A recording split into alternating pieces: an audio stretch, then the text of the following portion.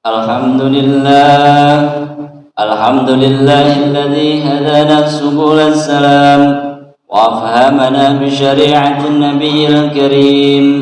أشهد أن لا إله إلا الله وحده لا شريك له ذو الجلال والإكرام. أشهد أن سيدنا ونبينا محمدا عبده ورسوله. اللهم صل وسلم وبارك على سيدنا محمد وعلى آله وأصحابه والتابعين بإحسان إلى يوم الدين. أما بعد، فيا أيها الإخوان، أوصيكم ونفسي بتقوى الله وطاعته لعلكم تفلحون. قال الله تعالى في القرآن الكريم: أعوذ بالله من الشيطان الرجيم. بسم الله الرحمن الرحيم. يا أيها الذين آمنوا اتقوا الله وقولوا قولا سديدا يصلح لكم أعمالكم ويغفر لكم ذنوبكم ومن يطع الله ورسوله فقد فاز فوزا عظيما. وقال تعالى: يا أيها الذين آمنوا اتقوا الله حق تقاته ولا تموتن إلا وأنتم مسلمون. Sadaqallahul azim wa sadaqa rasulul karim. Hadirin jamaah salat Jumat rahimakumullah. Puji syukur selalu kita panjatkan kehadirat Allah Subhanahu wa taala, karena atas limpahan rahmat dan hidayahnya kita dapat menunaikan tugas kita sebagai seorang hamba. Dengan rahmatnya pula kita dapat menghadiri majelis sholat Jumat ini, yang mana majelis ini telah menjadi kebutuhan bagi kita semua agar rohaniyah dan hati kita semakin hidup.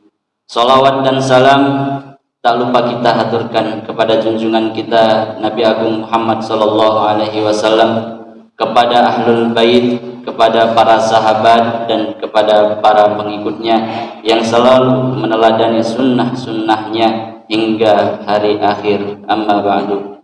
Melalui mimbar Jumat ini saya berwasiat kepada diri saya sendiri dan para jamaah pada umumnya, marilah kita tingkatkan kualitas dan kuantitas takwa kita kepada Allah Subhanahu wa taala, yaitu dengan cara meningkatkan amal ibadah yang dikerjakan dengan penuh keikhlasan, dengan penuh rasa khauf dan dengan segenap rasa, dan dengan meninggalkan kemaksiatan dengan segenap kemampuan kita. Semoga takwa tersebut dapat menjadi bekal terbaik untuk hari akhir, dapat menjadi penerang di gelapnya alam barzah, dan dapat menolong kita di hari akhir kelak. Amin ya rabbal alamin. Hadirin jamaah salat Jumat rahimakumullah, ada satu kisah yang dapat kita ambil hikmahnya. Pada suatu malam ketika Khalifah Umar bin Khattab sedang dalam suatu perjalanan, beliau bertemu dengan sekelompok kafilah di padang pasir. Malam sangat gelap menutup pandangan setiap pengendara. Sahabat Abdullah bin Mas'ud berada dalam kafilah tersebut. Khalifah Umar memerintahkan seseorang untuk bertanya kepada kafilah tersebut, dari manakah kalian dan hendak kemanakah kalian? Abdullah bin Mas'ud menjawab, min fajjil amik ila baitil atiq, dari lembah yang dalam menuju Baitullah al-Atiq. Jawaban tersebut membuat Umar mengira bahwa di kafilah pasti ada orang yang sangat alim. Kemudian diperintahkannya lagi untuk bertanya, ayat Al-Quran manakah yang paling agung, ayat apakah yang paling kuat hukumnya, dan ayat Quran manakah yang paling luas cakupannya. Setiap pertanyaan dijawab dengan sangat baik oleh Abdullah bin Mas'ud, hingga tiba satu pertanyaan, kabar ayat Al-Quran manakah yang paling menakutkan? Jawab Abdullah bin Mas'ud, laisa bi amaniyikum wala amaniyi ahlil kitab may ya'mal su'an yujza bihi wala yajid lahu min dunillahi waliyyan wala nasira. Pahala dari Allah bukanlah menurut angan-angan yang kosong, tidak pula menurut angan-angan ahli kitab. Barang siapa yang mengerjakan kejahatan, niscaya akan diberi pembalasan dengan kejahatan itu, dan ia tidak mendapat pelindung dan tidak pula mendapatkan pertolongan selain dari Allah Subhanahu wa taala. Surat An-Nisa ayat 123. Sahabat Abdullah bin Mas'ud menilai ayat ini memberikan kabar yang menakutkan, dan pendapat itu disetujui oleh sahabat Umar bin Khattab. Kabar menakutkan yang pertama ada pada kalimat pahala itu bukanlah seperti angan-angan. Mereka khawatir jika sebagian pahala atau bahkan seluruh amal mereka tidak diterima oleh Allah Subhanahu wa taala. Padahal mereka adalah generasi-generasi terbaik umat muslim. Karena itu semestinya kita lebih layak untuk takut dan khawatir. Sebab semakin seseorang memiliki ilmu dan banyak amal, dia semakin takut kepada Allah Subhanahu wa taala. Selama ini boleh jadi kita sering mengingat kebaikan dan yang pernah kita lakukan, berbagai ibadah yang telah kita jalankan, lalu kita mengkalkulasikan begitu banyak pahala yang menurut kita telah kita kumpulkan. Semestinya kita khawatir jangan-jangan nilai di sisi Allah sebenarnya jauh dari angan-angan kita. Kelak akan banyak orang yang kecewa. Mereka merasa telah berbuat yang sebaik-baiknya, padahal apa yang dianggapnya baik ternyata bukan kebaikan menurut Allah Subhanahu wa taala. Alladzina dhalla sa'yukum fil hayatid dunya wa hum yahsabuna annahum yuhsinuna sun'a. Yang artinya orang-orang yang telah sia-sia perbuatannya dalam kehidupan dunia ini, sedang mereka menyangka bahwa mereka berbuat sebaik-baiknya. Surat Al-Kahfi ayat 104. Ibnu Qayyim Al-Jauziyah menafsirkan maksud orang merugi di dalam ayat ini, inilah hasil amalan yang bukan diperuntukkan oleh Allah Subhanahu wa taala, atau tidak mengikuti sunnah atau yang diajarkan oleh Rasulullah sallallahu alaihi wasallam. Maka selayaknya kita senantiasa memperhatikan dan mengevaluasi amal kita sebelum dan sesudahnya. Sebelum beramal, selayaknya kita bertanya, liman amal wa kaifa amal. Untuk siapa saya beramal dan bagaimana cara saya mesti beramal?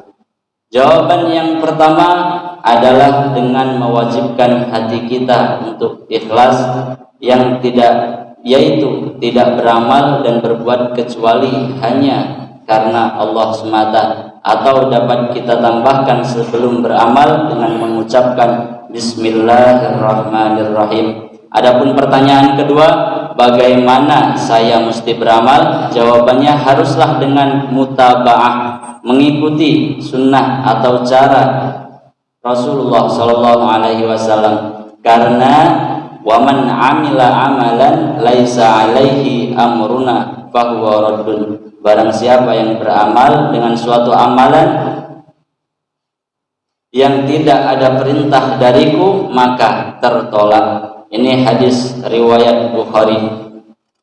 Hadirin jemaah salat Jumat rahimakumullah. Hal kedua dalam ayat tersebut yang membuat takut Khalifah Umar dan kafilah Abdullah bin Mas'ud mengerjakan kejahatan, niscaya barang siapa mengerjakan kejahatan niscaya akan diberi pembalasan dengan kejahatan itu. Padahal mereka adalah orang yang mulia, setidaknya mereka adalah orang yang sedikit melakukan dosa dan kesalahan. Karena sedikitnya mereka bisa mengingat kapan dan dosa apa yang telah mereka lakukan seumur hidup. Itu pun mereka takut jika dosa yang pernah mereka lakukan menyebabkan jatuhnya sanksi yang menimpa mereka. karena dosa bisa mendatangkan musibah baik berupa sanksi di dunia maupun sanksi di akhirat. Telah dikabarkan bahwa Abu Bakar bertanya kepada Rasulullah SAW, "Wahai Rasulullah, bagaimana akan ada keberuntungan setelah ayat ini? Maka setiap dosa yang kami lakukan, kami akan dibalas." Nabi SAW bersabda, "Semoga Allah mengampunimu, wahai Abu Bakar. Bukankah kamu pernah sakit? Bukankah kamu pernah kelelahan, bersedih? Bukankah kamu pernah mengalami ditimpa cobaan?" Abu Bakar menjawab, "Iya." Kemudian beliau bersabda, "Maka itu semua adalah balasan bagi kalian." Hadis riwayat Muslim.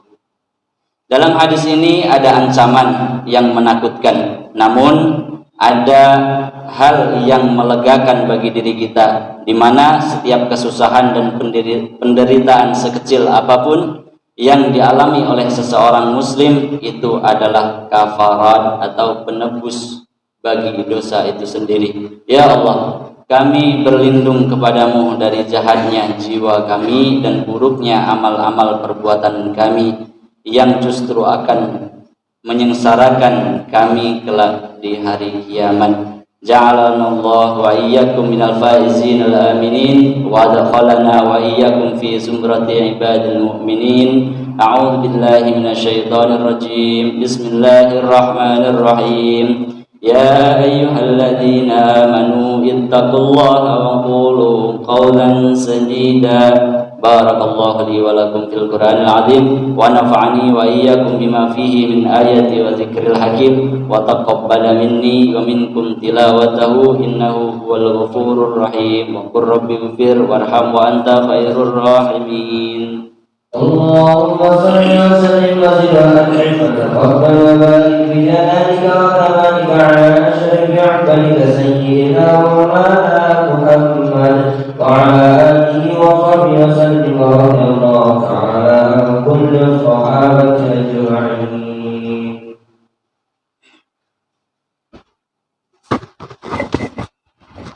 Alhamdulillah alladzi akramna bidinil haqqil mubin wa afdalana bi syari'atin nabiyil karim. Asyhadu an la ilaha illallah wahdahu la syarika lah, al-malikul haqqul mubin, wa asyhadu anna sayyidana wa nabiyyana Muhammadan abduhu wa rasuluh, sayyidul anbiya'i wal mursalin. Allahumma salli wa sallim wa barik ala nabiyyina Muhammadin wa ala alihi wa sahbihi wat tabi'in wa man tabi'ahum bi ihsanin ila yaumiddin. Amma ba'd.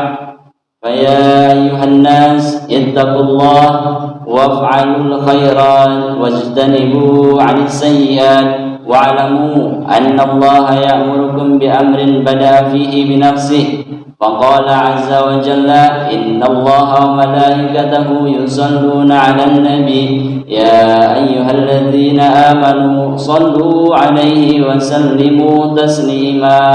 اللهم صل على سيدنا محمد وعلى آل سيدنا محمد. اللهم اغفر للمؤمنين والمؤمنات والمسلمين والمسلمات الأحياء منهم والأموات إنك سميع قريب مجيب دعوات وغافر الذنوب إنك على كل شيء قدير. ربنا اغفر لنا ذنوبنا ولإخواننا الذين سبقونا بالإيمان ولا تجعل في قلوبنا غلا للذين آمنوا ربنا إنك رؤوف رحيم. ربنا آتنا في الدنيا حسنة وفي الآخرة حسنة وقنا عذاب النار والحمد لله رب العالمين. عباد الله، إن الله يأمر بالعدل والإحسان وإيتاء ذي القربى وينهى عن الفحشاء والمنكر والبغي يعظكم لعلكم تذكرون. فاذكروا الله العظيم يذكركم واشكروه على نعمه يزدكم ولذكر الله أكبر.